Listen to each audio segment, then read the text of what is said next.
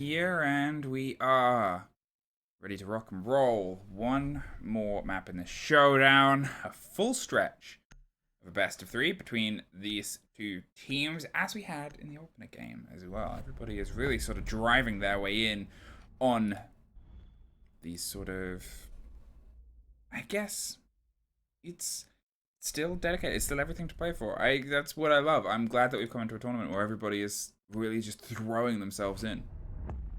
Yeah, it's at the end of the day, it's going to be bragging rights, as we know, for both of these sides. You know, they're fierce rivals inside of Siege for the past 4 years. You know, these guys have battled against each other, and as always, one another wants to top one another. That's just it. Who wants to be the top dog of Brazil? It's a very important flag to fly. I think you're going into a major after the success at SI, and it wasn't just the success of a Brazilian team. It was a success of the Latin America region as a whole. It was the success of multiple of these teams, and we're seeing them sort of wanting to continue that pressure, that presence, and you only get better, you only keep moving the goalposts for the opponents by moving them for yourself, by driving the game and the sport and pushing yourself further and further and further, and that is what you love to see. You love to see it. Things you love to see, it. So, Coastline. Very fun map. Already seen, of course, Coastline today be played against Team 1 and Furia. And it was a very, very close affair. And I think, once again, it's going to be a very, very close affair between one another of these teams as well. It's almost as if we've kind of had, you know, it's like the younger teams played first and you have like the main event coming in. Yeah. That was the warm-up act. That was the warm-up briefing. Yeah. It's you know, it's the sort of, it's, in a strange way, it's the warm-up act, but it's also the future prospects and the future stars. It's the taster match. It's, listen, they might not be the ones that are battling in the grandest final on the biggest stage right now, but they are angling themselves to be there next time. They're making sure that their names are the ones that are set in competition and contention with the names of NIP and Team Liquid. Yeah, like you said, the young prospects, you've seen them earlier. One of these two sides, Liquid or Team 1, or Liquid or and NIP, should I say, will go on to play Team 1, of course, which will be coming right after this game. So we still have a very long evening ahead of us. So please make sure you stick around even at the end of this map as well to see who will be crowned the winners of Copa Elite 6 for this stage. So Liquid in bright and early, right into VIP. This is where they will establish their push from. More than likely, we'll try and pressure that kind of wall that we see be opened up that creates the crossfires, that makes sure that nobody can rotate from the billards into hookah, and of course vice versa. So yeah, very, very strong wall to open up. Paulu outside. What's he after? I'm guessing just holding down the angles, as I believe we do have. we have, I think, PSK is actually repelling on the single window towards the main stairs. So yeah, Paulu giving good coverage. It is always strange to see somebody hold a run out for a Nomad. It's always a bit of a strange one. Yeah, it's that sort of combination, because the air jab popped off on the door as well. Like, we saw the sort of momentum start to swing around. I love that they've got the Sam cams too. He's an operator that could offer you a lot here in a map that is quite aggressive. Talking of, trying to counter peek deep against Hall of Fame there. Nesk sprays towards it and they don't quite get the reward. But it gives you some more angles, some more ideas. It's not the most commonly seen here. If anything, the only region that you really see flirt entirely with it is NA. And even then, primarily on maps like Chalet. Here on Coast, I think it's still a bit of a disconnect, but could be really powerful. Nesk just holding down that cross, making sure nobody can rotate and try and assist one another. Global shield being spotted out, as we can see from Liquid's end. They want to try and eliminate that as quick as they can. I think they're actually rotating perhaps Paulu from below to try and get rid of it. And what a swing from Muzi. That's very, very aggressive. Even tanks a nade, and the nade still cannot destroy the deployable shield. Moringa, though, has found one. NIP, I mean, they still have that deployable shield to play with, and Liquid aren't in too best of a scenario to actually refrag one another. It's a really sort of strange take and push here. NIP are just swinging in on everything. It was the slow and steady, but NIP are not letting them have that. They've slipped their way into the site itself, but the spray through someone else's firefight drops the body, and it was a team kill to end it. Obviously, sort of put them in a tricky situation. They couldn't quite have the coordination in their approach. NIP never let them get comfortable. Every fight, every engagement, they were like, I'm going to swing on this. Watch me swing on this. Yeah, very, very rocky for Liquid in that round, and Pino just swinging, like you say. Shouldn't happen, but it's happened. I don't know what to say. I think NIP just having that confidence. I think they've been able to catch them by surprise, knowing that Liquid are very heavy on the utility clear. Liquid, all they were trying to do was eliminate that deployable shield. That was the only thing they had in their sight, so you definitely do expect NIP to counter against that and just swing for all you're worth. Now as they find their way down underneath, they've still got the stretch of the alibi. Psycho is going to try and utilize that to their best ability. If there's a map where I think she can shine, this is probably one of them. There's a lot of quick swings, a lot of pre-fires and hop in, and she can just cause a bit of a distraction to that. And a second distraction in this, because of how tricky it is to get anything that resembles safety and coastline, it is just a hat map. It is just a whirlwind of violence. It can sometimes be a bit of a difference maker here. So we move straight into Sunrise. Kitchen not being the choice for NIP. Instead, they want to opt for their Sunrise and Blue Bar hold. Seeing the upstairs hold also come in. Seeing the utility being placed in towards Hookah. Some walls being reinforced. The rotation here or there.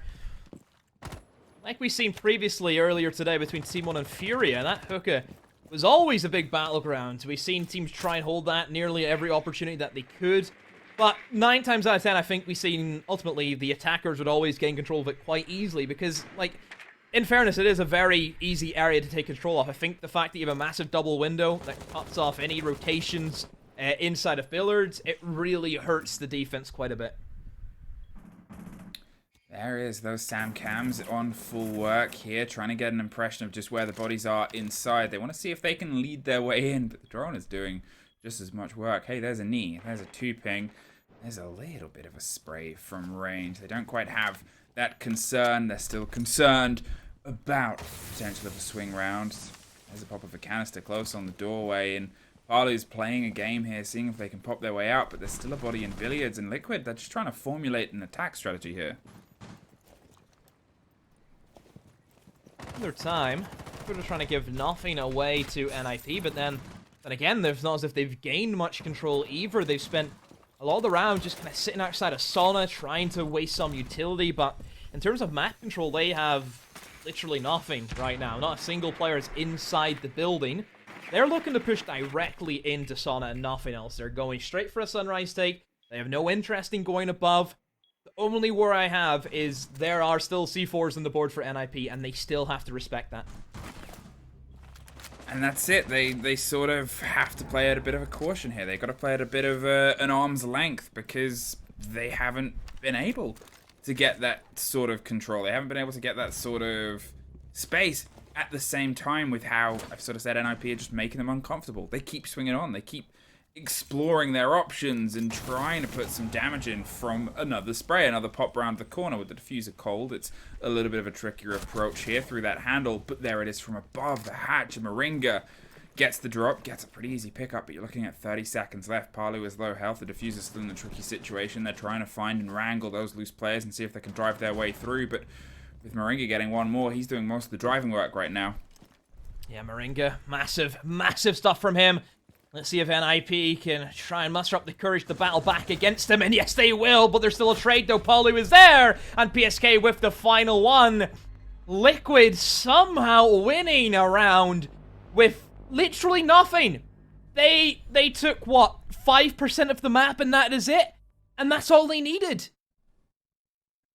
I mean, it was a bit of a surprise there, and I think they sort of punished what was otherwise going through from NIP. As I said, NIP was still playing their aggressive game. They were still more than happy to sort of swing in and put the pressure down and try and pull the pops together. And from that point onwards, you're looking at I guess Liquid finding a route round. I think it was built behind Moringa entirely. I think him above on the hatch, getting that early and then getting the second pickup, it was almost isolating 1 versus 1 situations and then getting behind those. And, you know, if it takes that to drive you across the line, it does, and it gets you that precious win.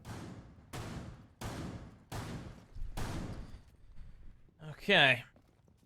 Let's see now how this round's gonna play out as we head into a second Sunrise and Blue Bar. And realistically, with how Liquid played the round, NIP should not have lost it. I mean, NIP, all they had to do was just literally cover the upstairs, and that was it. We've seen for about, what, 2 minutes, Fluke? Liquid had no intention of taking above. NIP had set up to hold above. You know, they're doing the exact same thing again. But whenever it came to it, Moringa was able to walk in, win his ones, and win the round. You have to worry about the refrag potential there from NIP that you've allowed somebody just to walk in by himself and win his ones. I think that's it as well, and that's what I sort of said. Like, it was good positioning and good rotation, but it was entirely sort of driven by Moringa. It was entirely driven by him being able to isolate these fights and punish Nip being a little bit exploratory, a little bit explosive in terms of the positionings that they wanted to take here. And now I guess it's seeing if they can sort of learn a lesson there. They were able to get an early pick, and the positioning just sort of cost them in the end. They lost sight of where Liquid had been able to move to, a problem that, to be honest, generally been the other way around. Hey, where's the catch? Unfortunately, nowhere you can see.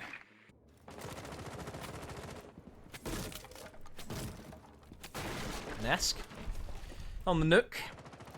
Always a fun operator that we see be pulled out. And it is, I mean, pretty common. There's plenty of times where we see Nook be brought into a lineup. I think the fact that she gets nades makes her very, very appealing. Nades has always been a big talking point throughout Siege. Any operator with nades usually are very, very strong. Nook's gadget, I think, has her benefits, but they are very niche, and it's not consistent. Yeah, I think the thing is, you have to go up against a team that you know is sort of dedicated to watching those sort of plays. This is a bit of a tricky one because it can be super powerful because it's quite tight from the point of being outside to being inside. But in that same argument, it's like, okay, well, how much are they relying on cameras to watch those corners? If it's that thin, they're more likely to be paying more attention to audio, to paying more attention to those positionings. So, you know, what's the trade-off there? What's the decision? Is it based on the kit? Is it based on the gun? What is your drive? Here is Nesk driving their way all the way up. The grenade is about to be popped all the way down the stairs. Might not know how close somebody is. Tried to bait the sound, but it's a spray from the vase that locks them off. Another one picked up at the same time on the split round, puts them in a tricky situation. They've lost Moringa, the man who clutched the previous round, into their favor, and they've also lost Nesk now. The canister pops all the way down. The man runs one way and then back the other, and I think he's quite lucky to survive that. He is indeed, and Liquid not in a good position. Olu blocked off by the smoke, and PSK and Sexy Cake had to rotate over towards Aqua now. And Sexy Cakes moves straight in towards that top floor. He knows that nobody is going to be remaining upstairs. And it looks as if they're in that same predicament they were once again. Julio has to be careful, because, I mean, if they lose that man close to the wall, never mind. As Julio will take advantage of Paulu as he was trying to chase him. A C4 gets tossed out, but nothing comes off it. And Sexy Cake should be able to find the kill, and yes, she will. A 2 versus 3. PSK has to give some cover. Sexy Cake will be moving in for the defuse momentarily. There goes the jump. A massive kill smoke is off the board now, and this gives an entry for Sexy Cake. He's going to move over, trying to go for the default plant.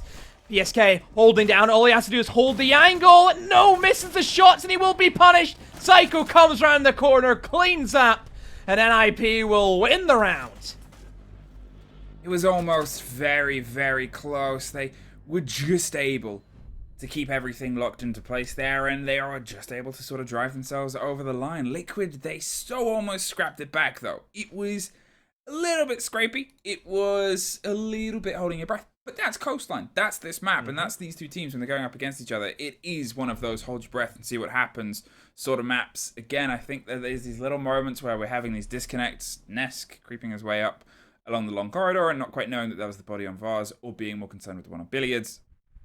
Again, that escape on the top, I really think should have been punished a little bit sooner. These things are happening.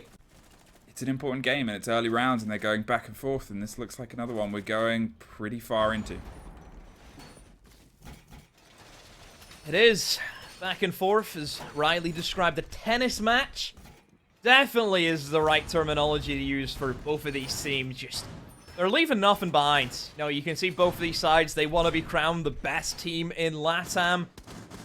Both of them qualified into the major, of course, so they want to have, you know, a little bit of bragging rights. You know, they can have that storyline of these are, you know, this is the best team in LATAM. Here they are. Who's going to stop them at this event? It's always the sort of test as well as, you know, for these two teams, they're probably expecting to meet each other in the final of... Actually, they're two teams that are eternally bound in the struggle between these two teams right now. It's like, every game is a stress. It's either it's going to be a grand final between NIP or Liquid, or that it will be NIP and Liquid quarterfinals. That's the only way it's going to be. No one our luck, it'll be the quarterfinals. I mean, that's it. It's, I guess, the way that the cookie may or may not crumble. I'm not entirely sure how... It's group seeding, isn't it? It's... Yeah, they haven't been drawn yet, so we still don't know who's in what group and who's going where. So, yeah, that'll definitely be fun to see how that all plays out. Obviously, I know that EU, we have the final play day coming up, and we have to see if it's going to be Navi going in, or will it be Vitality? So, big pressure on the line in terms of Europe. Okay, now, we've talked about the pressure, we've talked about everything else, but the thing is, these 10 players, they can't hear us. All they can hear is the constant pitter-patter of I don't think they'd want to hear guns. us. I don't think they'd want to hear us, and I don't think they want to hear anything outside of each other's comms right now, because, as we said, we can talk about this intensity, but they're the ones that are playing it. They're the ones that are living in this moment, basking in the danger of each other's play. I personally think that both these teams would love to hear us if we were going, there is one man in Aqua. I repeat, there is one, you know, if that would be the only way I think that they would love that, you know? I think that would be controversial. There is a man underneath right now, and they're trying to put the pressure directly under Aqua too. Talking of, it's Julio, and he's in a bit of a danger spot right now because he has that C4 in pocket. They should be aware of this. They'll definitely try and get some control before they go for the entrance here on luggage. As you can see them doing there with the drone, they're just trying to catch the side. But they need to deal with it. They need to force themselves down. There's a pop of a C4. It doesn't quite get it. There goes the Warden, too. In the meantime, they're otherwise taken off the board. It's going to force some bodies back together. Sexy Cake wants to try and drop and go for the fight instead of take it as a bit of a flat thing. The flashes come through. There's a C4. It doesn't quite connect and catch, but the gun sure does from the opposite side. Picks up the diffuser and doesn't go to try and stick it. Instead, just pops the head off of Nesk. Twice that man has died in pretty much the same spot to the guns of a teammate. A panic moment leads to a panic success. Sexy Cake gets a triple kill. It's a quad, and he is really dedicated to clutching this back off. He was making sure that his mistake does not go punished post-plant. Now, and they find themselves in a 2 versus 1. Palu locks it off. Sexy Cake, take a moment. Okay, a triple kill. Take a breath. Take a big moment. Take a breath. Calm yourself. Take it. You killed everything. Anything that moved, he locked onto. I mean, hey, he's made up for it. He has won the round for his team. But, hey, if they didn't win that round, there would have been... I always think back to the classic photo where it's G2 at... not this year's Invitational, but last year's Invitational, and they're looking down the line at a certain player. I think of that. So, thankfully, he got it. But I mean, hey, to be fair, it was a great kill. Albeit said, it was a great kill. So you give credit where it's due. The pocket play on the recently buffed Bearing 9. I mean, great kill. Terrible person to kill, but great kill. 2-2, Liquid. It is a game where we're going to keep going round and round. It is a game that, eternally, I think, between these two teams, as we've said many times, there's only so many times you can repeat that this is two great teams going at each other. And you just sort of have to sit back and watch sometimes and see how they're answering these problems. Out of all of the games that we've played so far, or between these two, and out of all of the rounds of the two games we've played so far, this one, in terms of operator selection, I think has been the least explored yet. Yeah, I mean, right now, just from like what I'm looking at in this game, it is Liquid being very very panic grab at some of the rounds where I feel as if the time is really getting to them, and they have to go very, very fast. And then sometimes NIP, they let them get away with it. Yeah, and I think... I mean, it becomes this moment where you're sort of hoping that they make mistakes, but... And they do, as we've just seen. But at the same time, when NIP were at their best, they were sort of making them not get comfortable. They were instantly putting the pressure in. They were biting. They were trying to make marks. It was that first sort of round especially. And then the second, they tried it and didn't quite come together because of... They were caught off. And I think that's what I love about Coast, is the pace just gets quicker and quicker. Nesk is able to get Psycho before he gets killed by Sexy Cake, potentially, and now he's just sort of buried in Hall of Fame, waiting for a little bit more support to come. The Sam Cam's going to get the read as Palu with the grenades is going to try and make their way up on the shoulder recover. They're going to try and pop this shield on the far side, but they want to make sure that they don't get caught as they go for the swing. There's a nade from Palu, and trying to find that deployable shield. The C4 also rattles out, but doesn't get anything. Muzi will find opening pick for his side, but Palu quickly refrags in and hunting for more. They know that one man is still trapped inside a theater. PSK is making sure that he cannot retreat from that location, but Muzi finds another one back up against the wall and still fighting back. Sexy Cake gone. PSK just has to hold him while the rest of his team figure out what they want to do. Kamikaze wins that engagement! How on earth has he won that? And another one falls. Pino eliminates Palu, and Moringa is left in the clutch. Well, he was able to drive a lot of pace previously for them before, but I guess now, well, you can't quite make it. There was a couple of scrappy fights that really potentially shouldn't have gone their way. They did. You kind of grow with it, you move on. It's this game. It's this map. This map is scrappy. I couldn't tell you how often you see a clean execute on Coastline. But percentage-wise versus a lot of other maps, it's gotta be low, right? I want to say, yeah, I think it is. It's fairly low. I definitely think Coastline, it abides to, you know, all different constraints. I mean, I've always said Coastline is unlike any other map in the competitive pool. It is unique. It is the donut of Siege. The danger donut.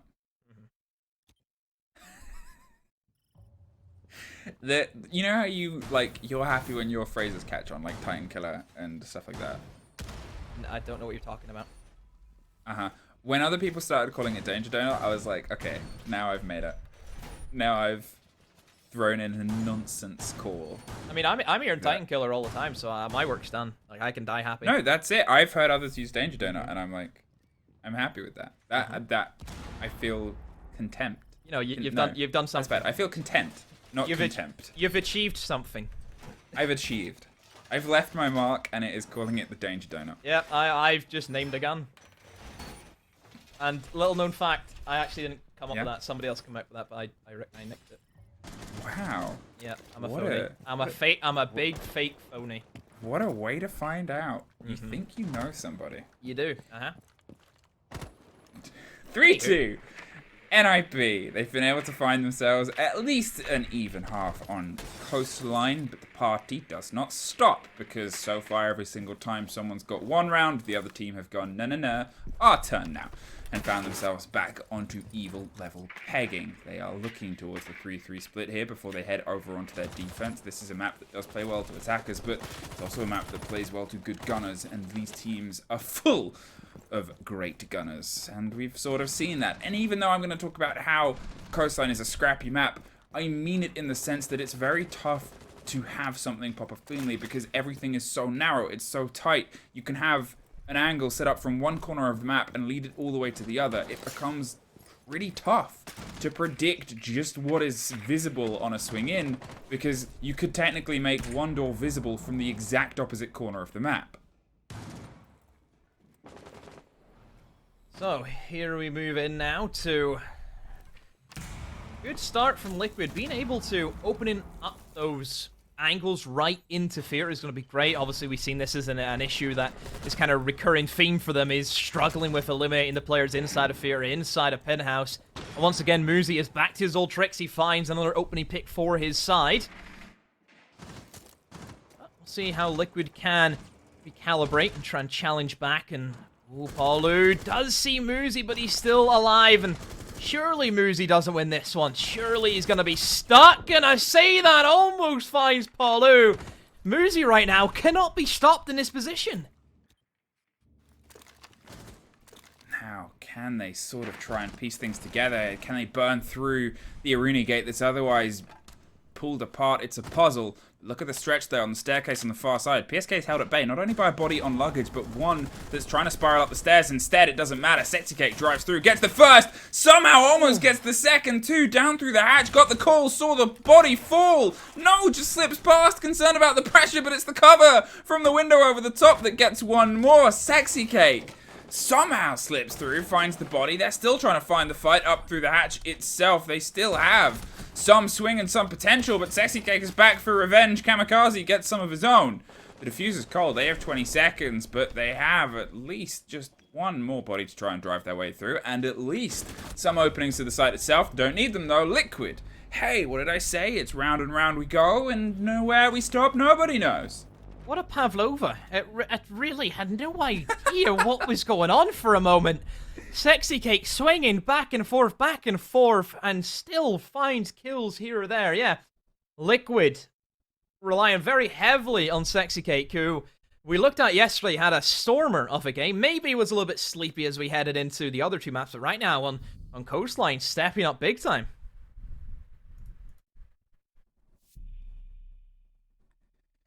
Okay, who's gonna take anything from this game? Who's gonna have any decisive action? Who is gonna be able to break a deadlock that I think will last for eternity? It's Lord of the Rings.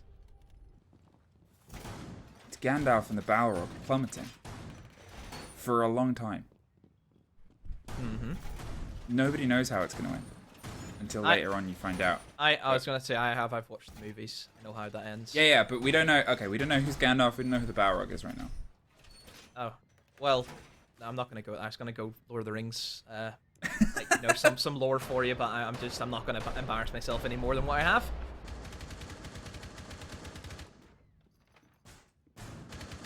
It's okay. I just left a little moment there for you. Yep. And I just a little moment to enjoy. I wanted to, but I can't force myself to. I cannot afford the embarrassment. I just can't. I can't do it. I'm sorry to say. But Liquid on the defense, and right off the rip, Sexy Cake. He's feeling confident. He's going for a spawn peek. When do you ever see Sexy Cake go for a spawn peek?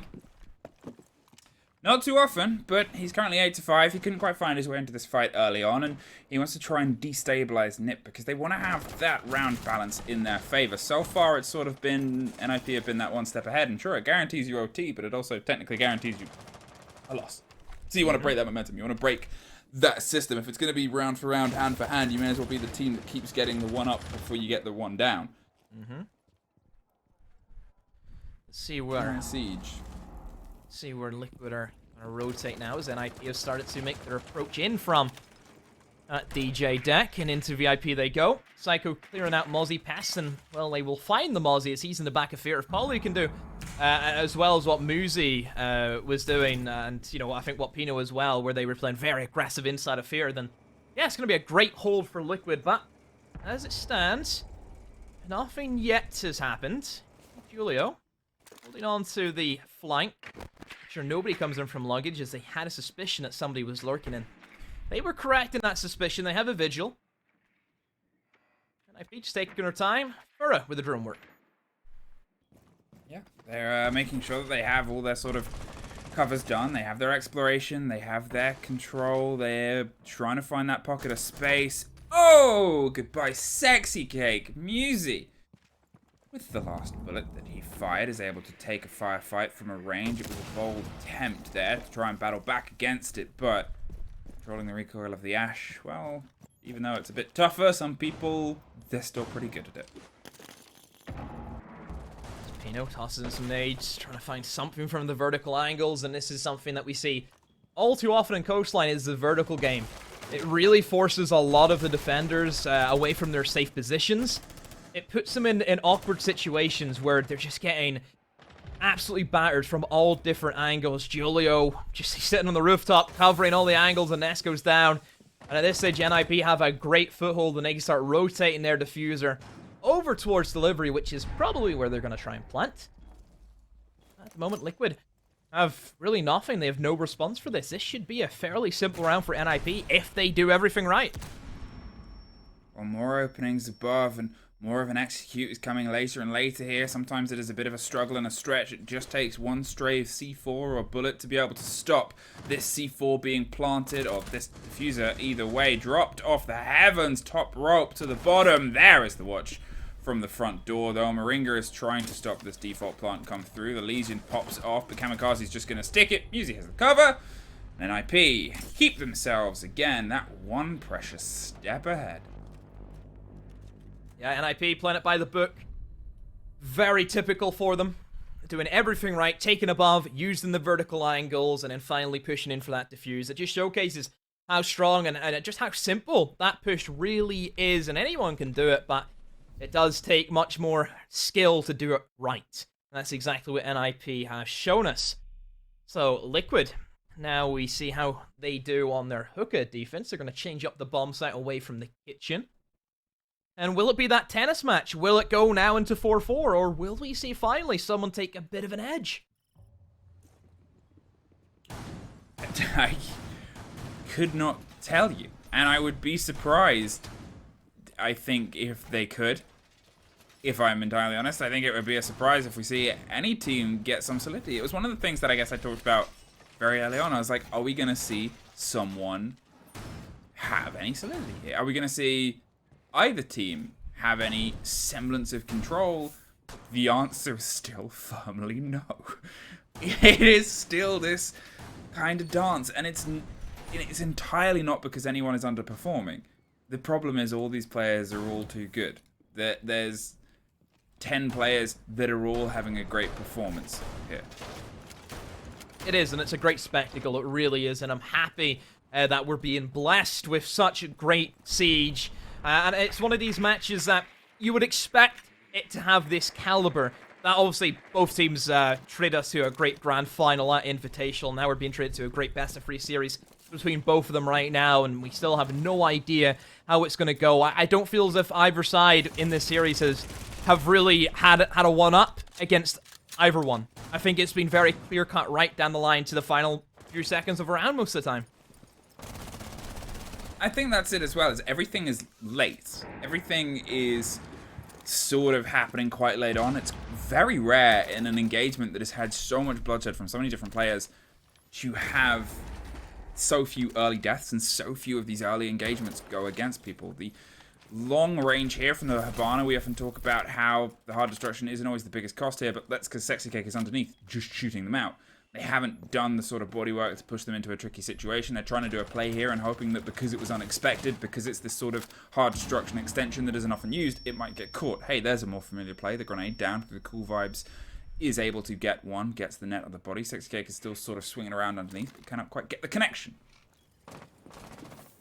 Oh, Kamikaze, look at this. Right into the bomb site he goes, and nobody is ready for this. Kamikaze makes a great play, and he is completely upset.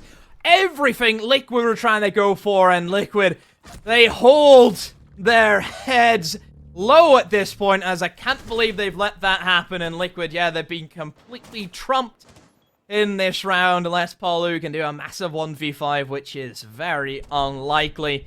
Diffuser going down. And yeah, just Paulu. It's another story, Fluke, of how many bodies can he take with him? Is it going to be 0? Oh, yep. It's 0. Cannot quite find the first upside down rappel on the double window. Trying to spray through and see if they can get the connection. But as you said, that drive through, Kamikaze just careened his way onto the back line. It shouldn't happen, though. Shouldn't happen. It shouldn't Broke happen. the deadlock. How do you not have somebody watching the hookah door? It's that sort of disappearance. You know, the grenade getting the take onto Cool Vibe stairs as well. It's quite a default way to die. It's, in a sense, I suppose, for all the attention that they were playing around that wall, you expected the pressure to come from that side. They were already shooting out the Hibana pellets. They knew that there was pressure and attention being paid to that exact spot. And yet, they didn't sort of react too intently to it. They lost the body on cool vibes, and then they were just able to sort of push their way through, and it became this big sort of blow to the positioning of Liquid there. And it was just this sort of, I think it was a misread on what was happening, and it led to panic. So let's see if Liquid can respond and keep us in it. This is where NIP have taken a lead, a very small lead at that, but still it is a lead nonetheless. We move over to our Sunrise and Blue bar. See how Liquid want to deal with this defense. NIP, what are they going to go for? I know this is definitely a map where we have seen some interesting multiplays from NIP in the past. I wonder if we'll see any of that in Coastline. NIP haven't been very multi-pro today. We've seen that a couple of times in Oregon, but other than that, it's been radio silence on that end, so maybe if NIP are struggling a little bit, we'll see Monty come out. It probably has a little bit more of a space here than in other places, but I think they're happy to sort of get aggro in on this. They don't want to slow the pace down because what they've been setting is a good pace. They've been able to sort of push Liquid into tricky situations. Even there, Yuzi sort of flirted with the idea of entering, pulled himself back. There's a spray on the second. Pino is able to get 2 on the second story there, and this is what I'm talking about. They're driving the pace. They're looking for these active engaging firefights. They're forcing Liquid into these uncomfortable situations very early on, and Liquid are struggling to try and find the shape of things. They're struggling to really piece together just where the next player of NIP is about to break through from. Let's see now how Liquid are going to deal with a big man deficit already right off the rip. NIP themselves have to be careful. I mean, Pino on the greatest of HP, even Muzi down to half HP, has to be careful a little bit. Liquid still happy enough to pursue a roam game. Still all eyes on them, all pressure on them, of course. Oh, that doesn't bode well. Pino, a triple kill for him. He's went massive this round, and even the HP had talked about it. He doesn't care what HP's he on, as long as he's on 1 HP. He can still frag like the best of them. BSK, is it going to be back-to-back flawlesses? No, it will not be, but it may as well be. NIP clean up 6-3. They have a big buffer between Liquid now, and they're 1 round away from going into that grand final. Almost made it, and it's become this sort of bout of aggression now where they've been able to really throw themselves into Coastline. And I guess we sort of talked about it before, where no team in the first half was able to really get some control and get a handle on the momentum that was otherwise coming together. Here, they have threaded the rounds together. They've threaded 3. They've really set themselves up in good stead to put the pressure on the potential of closing this off now, because the pace is theirs. They're living up to what Coastline sort of cries out for, which is quick aggression, which is quick plays and movement. And here, whether Liquid are just sort of a bit exhausted from a long series or not, either way, NIP still have this iron fist that they're using to sort of smash around Coastline with.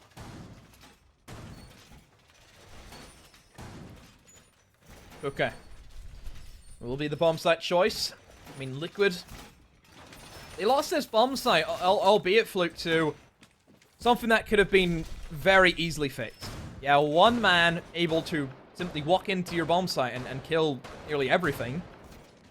It's just 1 little blip. And it's a blip that can easily be fixed. And to be fair, I don't think...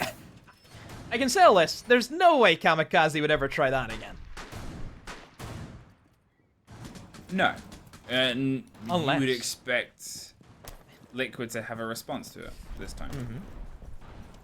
Because, as we sort of talked about, it was, I think, a misread. I think they, for some reason, expected the pressure to be coming from elsewhere so quick, and NIP saw an opportunity, and they just went, having that, and took it. And they took the site, and they took the pressure after arguably failing on their first attempt with the X-Kairos to force a body out of there. They just, when it came around to it, got the grenade and the kill on the stairs, and then there was nobody there.